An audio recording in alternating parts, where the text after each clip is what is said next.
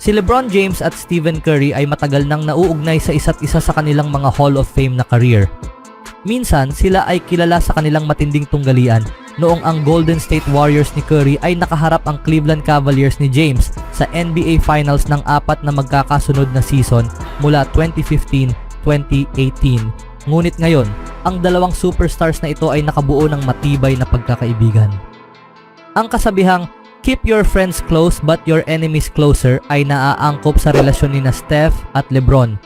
Ngayon, pagkatapos nilang manalo ng gintong medalya ng magkasama sa 2024 Olympics sa France, muling naging usap-usapan ang posibilidad na magsanib-puwersa sina James at Curry sa NBA. Nagbago na ang NBA. Mas maingat na ngayon ang mga team sa paggastos ng pera dahil sa mga pinansyal na restriction ng una at pangalawang tax aprons at ang pagpapanatili ng tagumpay tulad ng ginawa ng Cavs at Warriors noong hindi pa nagtatagal ay naging bihira na. Sa kaso ni Curry at James, walang makapagsasabi kung gaano pa katagal maglalaro ang bawat isa. Anuman ang mangyari, ang dalawang ito ay mga certified first ballot, unanimous Hall of Famers na mananatiling bahagi ng kasaysayan dahil sa kanilang malaking ambag sa laro. Ngunit hindi pa diyan nagtatapos ang kanilang mga kwento. Si James ay 39-year-old na at papasok sa kanyang ika-22 NBA season. Marami ang nagsasabi na magre-retiro siya pagkatapos ng 2025-26 NBA season, ang kanyang ika-23 season, nakatumbas ng kanyang iconic na number 23 na jersey. Si Curry naman ay 36-year-old at papasok sa kanyang ika-16 na season kasama ang Warriors.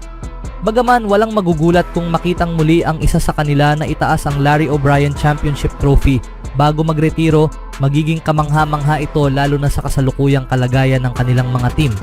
Sa kabila ng lahat ng tagumpay na natamo ni James at Curry sa kanilang mga career, ang usapin tungkol sa mga posibleng trade na kinasasangkutan nila ang bumalot sa kanila ngayong off-season. Hindi iti-trade ng Lakers si LeBron at hindi iti-trade ng Warriors si Steph, pero posible bang gustuhin ng alinmang star na magkaroon ng bagong eksena?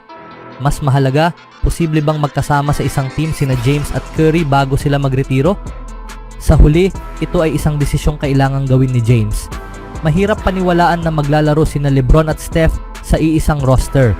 Ngunit noong 2023-24 season, nagkaroon ng momentum ang ideya na susubukan ng Warriors na kunin si James sa isang trade. Sa panahong ang Lakers ay nahihirapan at ang Warriors ay naghahanap ng solusyon noong trade deadline, sinimulang seryosohin ng may-ari ng Golden State na si Joe Lacob at ng pamunuan ng team ang ideya na gumawa ng trade package para kay LeBron.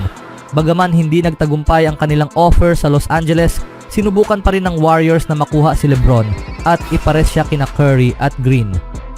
Mukhang open si LeBron sa ideya. Ang Lakers na ayaw i-trade si James ay handang kausapin ang superstar at alamin ang kanyang kagustuhan bago tuluyang tanggihan ang offer ng Golden State.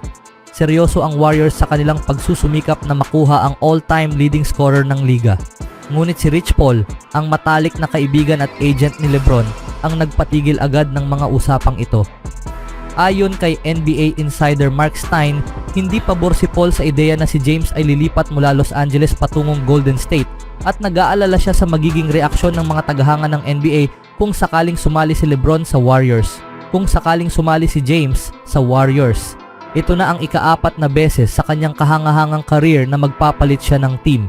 Dahil na rin sa negatibong opinyon ng maraming tagahanga ng NBA mula sa kanyang paglipat mula sa Cavs patungong Miami Heat, pabalik sa Cavs at pagkatapos ay sa Lakers, naramdaman ni Paul na mas makakabuti kay LeBron na manatili na lamang sa Los Angeles. Sa kabila ng anumang sabihin ng iba, maaring ito ay desisyon ni James at desisyon lamang ni James na gagawin. Magkakasama kaya sina James at Curry bago magretiro? Kung talagang gusto ni James at Curry na maglaro sa iisang team sa NBA, ito ay nakasalalay sa huling desisyon ni LeBron. Kahit na malinaw kay Curry na kailangang gawin ng Warriors ang lahat para manatiling contender ang team, walang sino man sa liga ang tunay na naniniwala na aalis siya. Ang pag-iisip ni James tungkol sa kanyang hinaharap at pagtimbang ng lahat ng kanyang mga option ay hindi lamang kapani-paniwala kundi isang katotohanan. Hindi natin maaaring isantabi ang posibilidad na gustuhin ni James na maglaro kasama sina Curry at Green sa Warriors, lalo na't siya ang may kontrol sa kanyang kapalaran. Mahalagang banggitin din na hawak ni James ang kanyang kapalaran sa Lakers dahil sa bagong kontratang ito na may kasamang tunay na no trade clause. Ibig sabihin, Ang 20-time All-Star ang may huling salita sa lahat ng usapang trade at hindi siya maaaring i-trade ng team nang walang kanyang pahintulot. Kaya, kahit ano pa ang iniisip ni na Rob Pelinka at Rich Paul, maaaring idikta at pangasiwaan ni James ang isang trade patungong Warriors kung iyon ang gusto niya. Gayunpaman, ang pantasya ng mga tagahanga ng NBA na magsama sina Steph at LeBron sa Warriors upang subukang manalo ng kampyonato bago magretiro ay nananatiling isang pantasya lamang. Walang indikasyon na ito ay ruta na patuloy na ini-explore ng Warriors pagkatapos nilang maglaro sa ideya noong trade deadline ng nakaraang season at ginawa ng Lakers ang lahat ngayong off-season upang mapasaya si James. Bukod sa pagkuha kay Redick bilang bagong head coach, kinuha rin ng Lakers si Bronny James. Sa ibang balita naman, bagamat marami ang nagsisikap na ihiwalay ang politika sa sports, hindi kailanman umiwas si Warriors coach Steve Kerr sa pagbibigay ng kanyang opinyon tungkol sa mga isyong panlipunan. Ang 4 na beses na NBA champion kasama ang Warriors ay palaging naglalaan ng oras upang ipahayag ang kanyang mga pananaw at sa pagkakataong ito nagkaroon siya ng atensyon sa 2024 Democratic National Convention sa Chicago. Bukod sa pagbibiro laban kay Republican presidential candidate Donald Trump, nag-viral din si Steve Kerr matapos niyang gawin ang iconic na night-night celebration ni Stephen Curry. Pagkatapos ng resulta sa gabing iyon, maaari nating sa mga salita ng dakilang Steph Curry sabihin kay Donald Trump, "Night-night." Sabi ni Kerr na sinundan ng malakas na palakpakan mula sa mga tao. Bago gawin ang night-night celebration ni Stephen Curry, nagbiro muna si Steve Kerr tungkol sa mga social media coaches na laging may reklamo sa kanyang coaching mula sa Warriors hanggang sa Team USA na nanalo ng gintong medalya sa 2024 Olympics.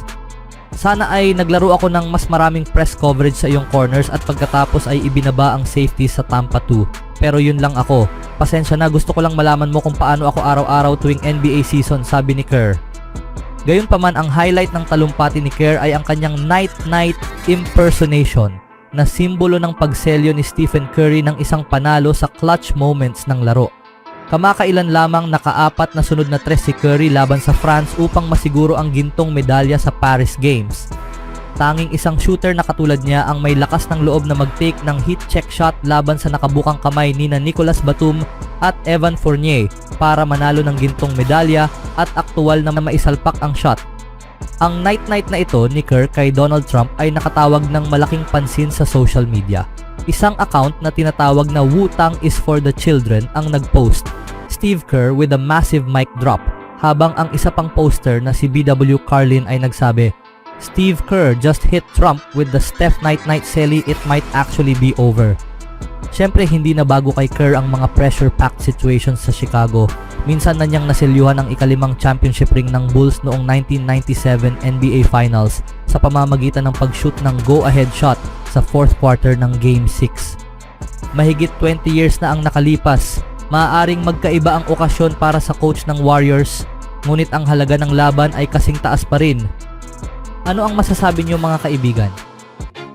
Always do it on my own, so I gotta get through it. And the only thing I know is to love what I'm doing. Never give up, never slow, till I finally prove it. Never listen to the no's, I just wanna keep moving. Keep my head up when I act, head up, that's a fact.